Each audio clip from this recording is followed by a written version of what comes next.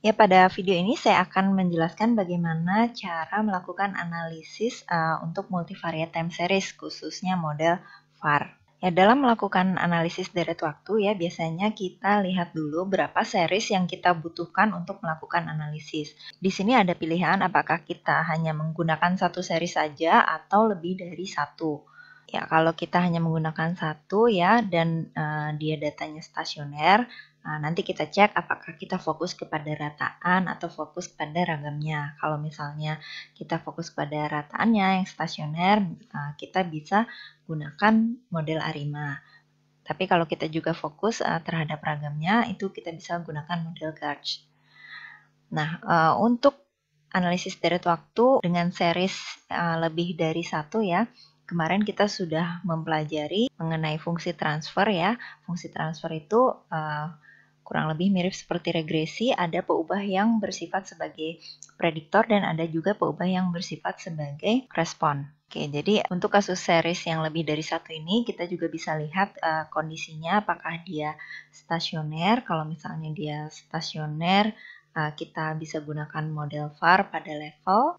Kalau dia non stasioner dan tidak ada kointegrasi, kita bisa gunakan VAR pada difference ya. Sedangkan kalau dia non stasioner dan ada kointegrasi, kita bisa gunakan VECM.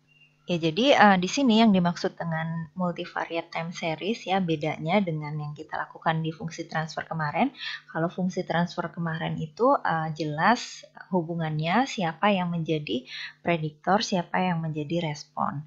Nah, kalau kita melakukan analisis lebih dari satu series ya, dan di sini kita tidak tahu struktur hubungannya itu seperti apa, kita tidak bisa menentukan siapa yang jadi X, siapa yang jadi Y. Namun kita yakin dari hipotesis awal bahwa memang kedua series ini saling mempengaruhi dan akan lebih baik jika kita memanfaatkan hubungan keduanya untuk melakukan analisis terhadap data time series tersebut. Nah, biasanya di sini analisis yang bisa kita pilih adalah analisis VAR atau VECM tadi.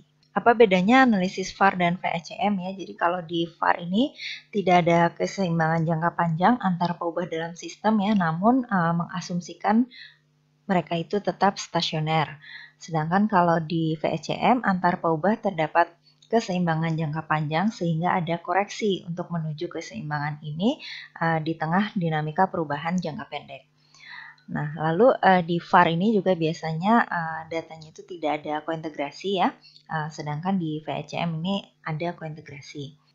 Nah, apa yang dimaksud dengan kointegrasi ya? Jadi kalau di deret waktu ini kadang kan di tingkat levelnya itu dia tidak stasioner. Kadang kita perlu melakukan differencing ya. Kalau misalnya deret waktu yang perlu dilakukan differencing sekali agar dia stasioner, ini akan disebut sebagai integrated pada ordo 1 ya, atau di sini dituliskannya lambangnya I1. Nah, kalau YT, I1 dan XT ini juga I1 ya, artinya dia stasioner pada saat di differencing sekali, otomatis harusnya kombinasi linearnya di mana di sini yang berupa ET-nya ini akan integrated pada ordo 1 juga atau I1 juga. Nah, tapi ya kalau kita temukan ternyata ET-nya ini dia stasioner pada level ya atau pada I0 ini, maka YT dan XT ini disebut sebagai deret yang kointegrated atau ada kointegrasi antara XT dan YT. Nah, di sini artinya keduanya memiliki perilaku stokastik yang serupa ya dan memiliki keseimbangan dalam jangka panjang. Ya, kita masuk ke model VAR atau vector autoregression ya. Ya, ini adalah contoh model VAR yang sederhana seperti yang sudah disampaikan di slide kuliah. Nah, di sini saya kasih sedikit ilustrasi. Ilustrasi ini saya ambil dari buku Ekonometrika Deret Waktu karangan Profesor Bambang Juanda dan Junaidi. Nah, di sini misalkan inflasi ya dilambangkan dengan INF pada periode T ini dipengaruhi oleh suku bunga SBI pada waktu T dan suku bunga SBI pada T-1. Nah, ini persamaannya seperti ini ya, di persamaan 1. Nah, Di sisi lain, pergerakan INF ini juga akan mempengaruhi pergerakan dari SBI di masa yang akan datang. Jadi antara kedua variabel ini saling mempengaruhi satu sama lain dan strukturnya itu tidak kita ketahui dengan pasti. Ini bentuk notasi matriksnya dan bentuk umumnya ya, bentuk sederhananya. Ya kalau kita masukkan ke contoh kasus tadi ya, kita substitusi dulu persamaan 2 ke persamaan 1. Lalu kita juga substitusikan persamaan 1 ke persamaan 2 ya, sehingga kita dapatkan bentuk sederhananya seperti ini. Dan bisa kita tuliskan dalam notasi matriks ya, berarti YT-nya ini adalah INFT dengan SBIT ya. A0-nya ini adalah alfa 11 dan alfa 21. A-nya adalah alfa 12, alfa 22, alfa 13, alfa 23.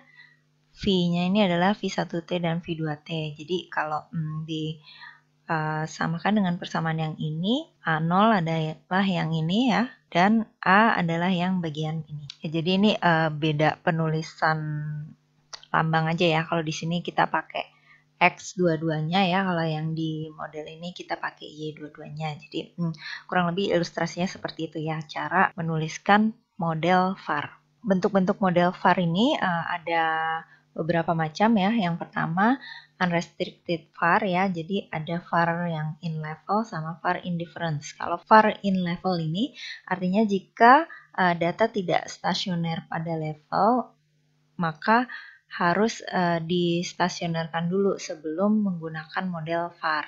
Nah, sedangkan kalau di VAR indifference ya, jika data tidak stasioner dalam level dan tidak memiliki hubungan kointegrasi, estimasi VAR ini bisa dilakukan pada data difference.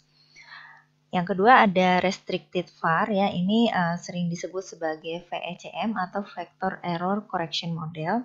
Ini adalah bentuk VAR yang terrestriksi. Restriksinya diberikan karena datanya tidak stasioner ya, namun dia juga terkointegrasi. Yang ketiga ada structural VAR ya. Structural VAR ini adalah bentuk VAR yang direstriksi berdasarkan hubungan teoritis yang kuat dan skema ordering hubungan terhadap pobah-pobah yang digunakan.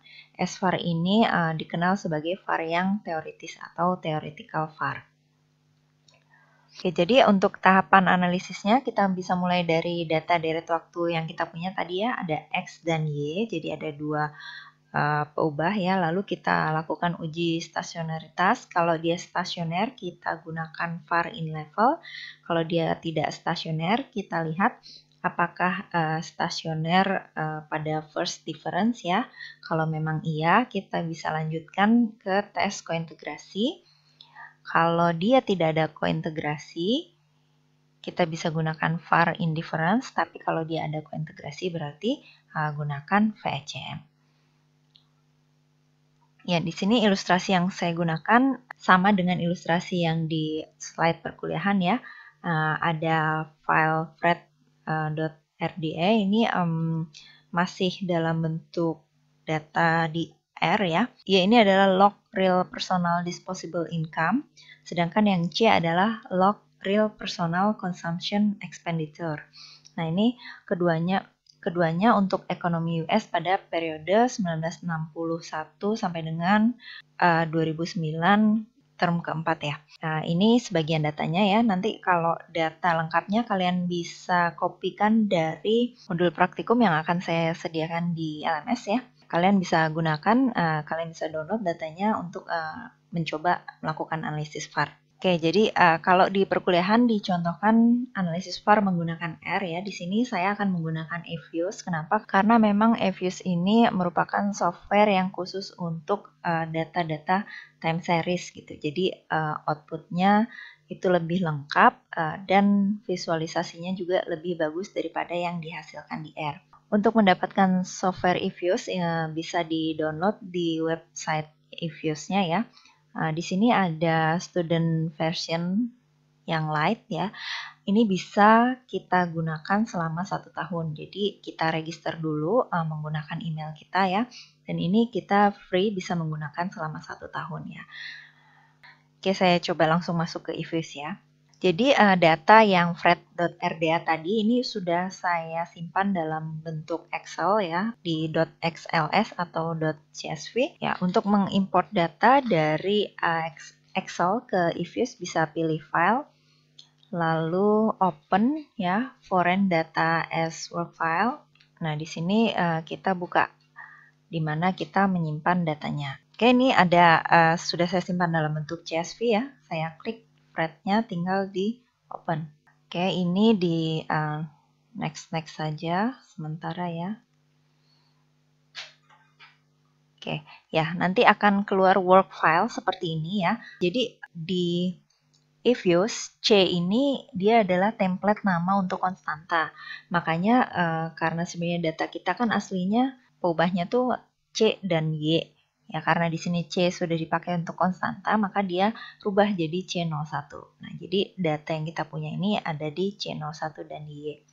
Oke, kalau kita mau cek, kita lihat bersama-sama antara C01 dan Y ini, kita bisa blok ya, dua-duanya, terus klik kanan, open as group. Nah, ini bisa terlihat data yang kita punya tadi. Pertama kita mau melakukan eksplorasi dengan plot time series ya. Di sini kita bisa pilih menu quick, grab ya. Nah, kita masukkan seriesnya apa. Ini bisa dituliskan manual atau seperti tadi di blok dulu, baru kita pilih quick. Jadi otomatis dia sudah masuk ke kolom yang ini. Nah, untuk plot time series di sini saya pilihnya yang basic type saja, terus lalu ini dipilih yang line and symbol. Ini saya oke kan? Ya. Ya, di sini terlihat ya plot time series C dan Y, C-nya yang biru, Y-nya ini yang merah, ini memiliki pola yang hampir sama meskipun dia tidak persis ya. Perubahan yang terjadi di series Y ini sepertinya tertinggal 1 atau 2 lag dibandingkan perubahan yang di series C. Nah, sepertinya pergerakan di Y ini bisa dideteksi dengan mengamati pergerakan di C. Nah, sementara seperti itu ya eksplorasi kita terhadap data series ini. Kita lanjutkan dengan melakukan pemeriksaan kestasioneran ya. Jadi untuk melakukan pemeriksaan kestasioneran kita bisa klik di quick juga, series statistik, lalu unit truth test. Nah, cuman di sini pemeriksaan kestasionerannya ini harus satu-satu, nggak bisa dua seri sekaligus. Jadi pertama saya masukkan dulu yang tadi C01 ya. C01 dulu misalnya diperiksa. Oke, kita periksa di level dulu ya. Ini di oke aja. Ya, hasilnya seperti ini. Untuk C01 kita lihat p-value-nya di sini 0,288. Berarti artinya kita terima H0. Terima H0-nya ini C01 has unit truth, artinya dia tidak stasioner.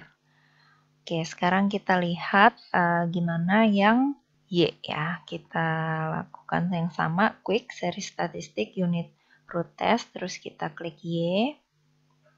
Di level juga. Oke, nah kalau Y ini di sini 0,069 ya. Kalau kita gunakan alfa 0,05, ini sama kesimpulannya Y juga tidak stasioner. Oke, karena di tingkat level ini C01 dan Y-nya tidak stasioner, kita cek, kita lakukan lagi uji ADF untuk di first difference ya. Kita lakukan first differencing, sama ya, quick tadi series statistik. Nah, di sini kita tidak perlu differencing dulu, lalu kita cek kestasionerannya. Kita bisa langsung di unit truth test ini kita pilih ya, tadi misalnya C01, kita pilih yang first difference. Jadi kita cek kestasioneran di first difference ya. Ini kita okekan. Nah, ini dia langsung berubah. Jadi langsung menimpa work file yang tadi ya. Jadi kalau kalian mau tuliskan bertahap, ya nge-save-nya juga berarti bertahap. Kalau tahap yang tadi di-save dulu, baru kerjakan tahap selanjutnya karena ini dia langsung menimpa. Oke, di sini kita lihat kalau yang C01 di first difference ya, ternyata probability-nya ini udah 0, berarti dia di difference 1 itu tolak 0 kan, artinya tidak ada unit root-nya. Ya, sekarang lanjut yang seri statistik unit root test untuk yang Y. Ini juga sama, kita pilih yang first difference. Nah, ini dia langsung menimpa. Ya, ini juga probability-nya dapat 0 ya, atau p-value-nya ini 0,00, berarti ini juga tolak 0. Artinya dia sudah stasioner. Berarti kedua pengamatan ini stasioner di difference 1 kali. Ya, setelah kita tahu kalau DC01 dan DY itu stasioner ya, di sini kita perlu lakukan transformasi supaya kita punya datanya DC01 sama DY. Karena tadi kita langsung menguji saja ya, tanpa melakukan differencing-nya. Ya, ini differencing-nya bisa kita tulis di bagian komen ya. Di sini kita tulis series DC01 sama dengan D dalam kurung C01,1,0. Nah, ini kalau sudah kita enter. Nah, begitu kita enter, ini akan muncul di bagian work file tadi. Nih, ada data DC01. Tadinya kan cuma C, C01, resid, sama Y ya. Nah, sekarang kita buat yang Y. Series DY ini D dalam kurung Y,1,0 tutup kurung ya. Sama ini kita enter juga. Nah, di sini sudah muncul DC sama DY-nya. Ya, tahap selanjutnya kita bisa melakukan penentuan ordo. Nah, untuk melakukan penentuan ordo ini, sebelumnya kita lakukan dulu estimate var. Sebenarnya untuk hasil estimate var-nya ini nanti kita abaikan dulu ya, karena kita akan menentukan dulu ordonya di bagian leg structure. Nah, di sini kita pilih di quick, lalu estimate var ya. Nah, ini masukkan datanya di bagian endogenous variable. Lalu untuk leg-nya kita gunakan dulu yang template dari eViews-nya ya. Baru klik OK. Kita pilih quick estimate var ya. Lalu ini masukkan DC01 sama DY tadi ya. Kita enter. Oke. Ya, ini adalah hasilnya. Hasil ini kita abaikan dulu ya, kita lanjut ke tahap selanjutnya. Tahap selanjutnya ini kita pilih di menu output yang tadi, yang var ini ya. Di var ini ada view, lalu leg structure, lalu ini ada leg length kriteria. Oke, kita masukin 12 lah gitu ya untuk melihat lebih banyak. Ya, ini hasilnya ya. Saya pindah ke slide ya supaya lebih jelas. Nah, ini tadi hasilnya. Ini bisa dilihat ada beberapa kriteria, ada log L, LR, FPE, AIC, SC, sama HQ. Nah, kriteria-kriteria tersebut memberikan nilai ordo optimum yang tidak sama ya. Kalau misalnya di yang 4 pertama ini, log L, LR, FPE, dan AIC ini dia ordo optimumnya kan 3. Sedangkan kalau yang di SC sama HQ ini ordo optimumnya itu 1 ya. Ya, kalau terjadi seperti ini ya, maka kita melakukan trial dengan menggunakan ordo yang lebih rendah dulu ya, kemudian kita overfitting ke ordo yang lebih tinggi. Ya, selanjutnya kita lakukan estimate var ya, sesuai ordo tadi ya. Setelah ditentukan ordonya P sama dengan 1, berikutnya kita melakukan analisis var menggunakan menu di quick estimate var seperti yang kita lakukan sebelumnya. Seperti tadi estimate var ya, ini isi DC01 spasi DY. Nah, tadi kan kita sudah tahu leg-nya itu kita coba di ordo 1 ya. Kita isi 1 spasi 1. Nah, ini baru kita klik OK. Ya, ini pertanyaan delete untitled var, berarti maksudnya output yang var sebelumnya apa mau dihapus atau tidak. Ini kita klik yes saja. Ya, ini adalah hasilnya. Ya, ini signifikan tidaknya lag dari suatu variabel terhadap variabel endogenous lainnya dapat dievaluasi menggunakan nilai mutlak statistik. Nilai mutlak statistik ini yang ada tanda kurung siku ini. Nah, sebagai perbandingan ya bisa digunakan nilai kritis rule of thumb sebesar 2. Kalau dia lebih besar dari 2, maka dikatakan signifikan ya, sedangkan nilai kritis yang tepat tentu saja harus disesuaikan dengan derajat bebas dari error dan tingkat kepercayaan yang kita gunakan. Nah, jadi sementara kita pakai 2 dulu aja ya supaya lebih mudah. Nah, di kasus ini ya terlihat nilai lag 1 dari DC01. Ini dan lag 1 dari DC01 signifikan terhadap DC01 ya. Saya pindahkan ke slide ya supaya lebih terlihat jelas ya. Tadi yang ini sudah kita baca. Oke, selanjutnya ini lag 1 dari DC01 signifikan terhadap DY juga ya. Ini dilihat dari nilai yang dalam kurung siku ini tadi ya. T-statistics. Ini dibandingkan dengan nilai yang rule of thumb ya. Ya, selanjutnya pengaruh nilai lag 1 dari DY ini juga signifikan terhadap DC01. Dan yang terakhir lag 1 dari DY juga signifikan pengaruhnya terhadap. Untuk menilai kebaikan model, kita bisa gunakan output yang di bawah ini ya. Nah, besaran yang ada di sini antara lain ada R-square. Ini R-square ini identik dengan R-square pada model regresi biasa ya. Semakin besar nilainya tentu semakin bagus. Tapi seperti yang dikatakan Pak Farid pada perkuliahan ya, kalau tujuan kita di sini tidak semata-mata mencari R-square yang besar, karena memang dalam membuat model dari data yang kita punya itu sulit sekali untuk menemukan model yang sempurna. Ya paling tidak kita temukanlah beberapa model yang bisa kita manfaatkan. Nah, ada juga di sini besaran-besaran yang menilai goodness of fit secara keseluruhan ya. Nilai ini nantinya berguna jika akan dibandingkan dengan model VAR yang lain. Jadi kalau cuma satu model VAR ini kita belum bisa menyimpulkan apakah modelnya bagus atau tidak ya. Ini kita harus bandingkan dengan model VAR yang lain. Nah, di sini bisa kita lihat menggunakan AIC atau SC. Nah, nanti kalau ada beberapa model yang memiliki AIC atau SC yang lebih kecil itu yang akan kita pilih. Untuk model VAR ini kita bisa peroleh dari output yang ini ya. Ini adalah konstantanya. Saya kembali ke slide ya. Ya, ini adalah model VAR yang diperoleh. Tadi karena kita gunakan differencing, makanya di sini di modelnya pakai delta ya. Ini yang kita peroleh dari output tadi, tinggal dipindahkan saja ke modelnya. Oke, selanjutnya kalau kita sudah mendapatkan model VAR-nya, kita bisa lakukan diagnostik model ya.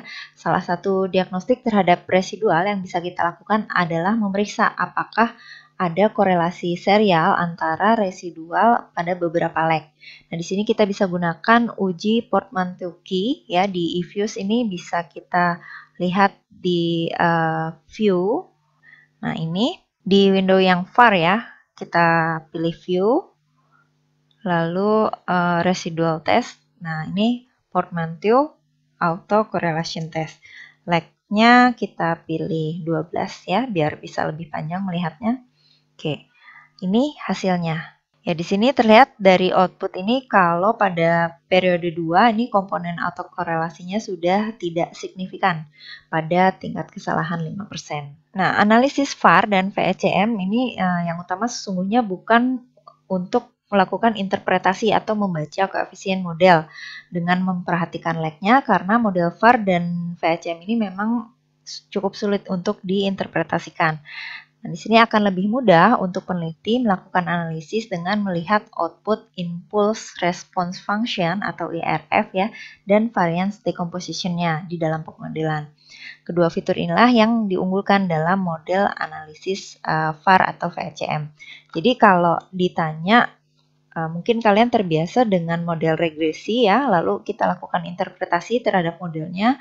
Kalau X naik sekian, maka Y naik sekian ya. Tapi tidak dengan model VAR atau VECM ini. ini akan sulit untuk diinterpretasikan, jadi fokusnya itu tidak ke sana. Fokusnya itu kita mencari model yang bisa membaca sistem bagaimana hubungan antara kedua peubah X dan Y tadi. Ya, untuk melakukan impuls respons ya, di sini shock yang terjadi pada variabel ke I ini tidak secara langsung berdampak pada nilai variabel ke I tersebut, namun juga ditularkan kepada semua variabel endogenus yang ada dalam struktur dinamis var. Impulse response function ini melacak pengaruh atau efek dari shock pada waktu tertentu dari nilai ET terhadap nilai variabel endogenus saat ini dan di masa yang akan datang. Nah, di dalam if-use kita melakukan impulse response function ini, kita bisa pilih di menu view, lalu impulse response ya. Nanti kita masukkan peubahnya di bagian impulse dan di bagian response ya. View-nya ini pilih yang di var ya, pilih yang di window var, view, impulse response. Nah, ini kita ikut saja ya template dari if-use. Kita okekan. Ya, keluar grafik seperti ini. Oke, ini penjelasan untuk outputnya ya. Di output ini terlihat ada respons DC01 selama beberapa periode terhadap shock yang terjadi di DY. Nih, gambar yang bagian ini. Nah, begitu juga jika terjadi shock pada DC01 ya, maka pengaruhnya terhadap DY ini masih terasa beberapa periode ke depan ya, dan ini lumayan cukup jauh beberapa periode ke depannya. Ya, selanjutnya variance decomposition ya. Kalau di impulse response function tadi itu melacak pengaruh dari adanya shock pada salah satu variabel endogenus terhadap variabel lain yang ada di dalam var ya. Nah, variance decomposition ini memisahkan keragaman pada variabel endogenus menjadi komponen-komponen shock yang ada di dalam sistem var. Jadi, penguraian varians ini dapat menghasilkan informasi mengenai tingkat kepentingan atau kontribusi setiap inovasi acak atau ET ini dalam mempengaruhi besarnya nilai-nilai variabel dalam var. Nah, di sini untuk di if-use kita bisa pilih di window var tadi juga ya, di bagian view, lalu variance decomposition. Kita pilih di sini view, variance decomposition ya. Oke, kita Oke saja. Nah, ini hasilnya. Bagaimana cara membacanya? Ya, jadi ini hasil dari variance decomposition-nya ya. Kita lihat kalau untuk melakukan peramalan DC01, ternyata memang DC01 sendiri itu yang kontribusinya lumayan besar, mencapai hampir 100% hingga beberapa periode ke depan. Nah, sedangkan kalau peramalan DY ya, di sini kita lihat hingga beberapa periode ke depan ini, kontribusi DC01 juga masih kecil, sekitar 20%. Satu lagi yang bisa kita cek di sini adalah Granger Causality Test ya. Granger Causality ini digunakan untuk memeriksa apakah nilai lag dari suatu variabel dapat dipakai untuk membantu memprediksi variabel lain. Di views ini kita bisa pilih di view, sama di window yang var tadi juga, lalu lag structure ya. Sekarang pilihnya Granger Causality. Kita pilih view, lag structure, lalu Granger Causality. Nah, ini outputnya langsung keluar. Oke, dari output ini bisa kita simpulkan ya, kalau DY ini adalah Granger Causality untuk DC01. Ya, dan DC01 juga adalah Granger Causality untuk DY, karena ini probability-nya kecil gitu ya, berarti artinya dia berpengaruh. Ya, ini tadi materi mengenai var ya. Silahkan kalian coba di rumah, boleh dengan data yang sama atau jika kalian punya data yang lainnya. Nah, untuk model VECM karena sebenarnya tidak termasuk dalam silabus perkuliahan, jadi saya tidak sajikan videonya, namun tahapan cara-cara melakukan VECM di software if-use itu sudah saya sertakan di modul praktikum pada pertemuan ini. Oke, selamat mencoba. Terima kasih.